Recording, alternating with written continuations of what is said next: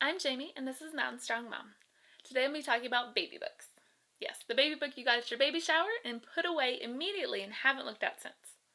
That was me. I waited a good 7 months to start working on my daughter's baby book. Number 1.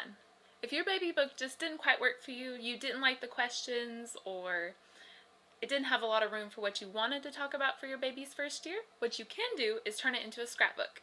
So I love doing this to my baby book because I don't really like my own handwriting.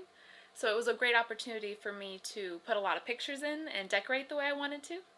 So I really recommend that for moms that just aren't feeling how their baby book's set up. What I really like to do is to add cards into my baby book. I love cards. I think it's a wonderful thing that people do for the baby shower, the first birthday, all those kind of things.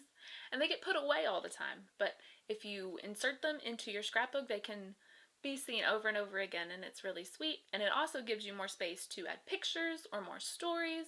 You can use an envelope as well. It's just a great way to add some more space if you have a smaller baby book.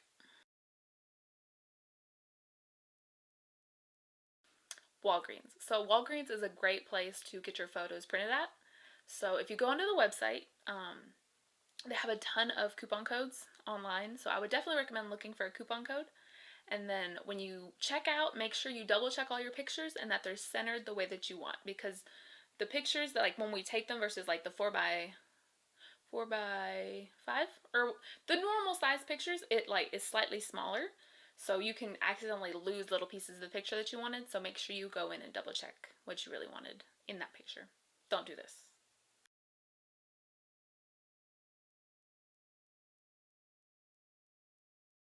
Using a bullet journal as a baby book. This is wonderful for all those moms out there that love to write. You can write all kinds of little moments throughout your baby's first year. There's tons of pages, not limited at all, and you can still decorate on the other side any way that you want to. This is Louie.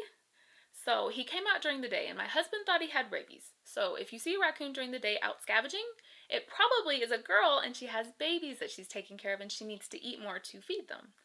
So don't assume they're sick. They're just mamas, just like us. So a big problem that a lot of moms run into is they don't have all the information their baby book asks for, so they just don't do it. Here are some opportunities that you can collect that information. Number 1, you can ask the nurse at your next appointment to look at the height and weight chart that they've been doing for your baby.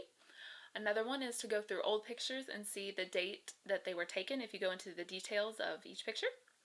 And then the one that I ended up doing to find a lot of information was going through old conversations with family members to find out when things really happened, because I told a lot of people things, but exactly when?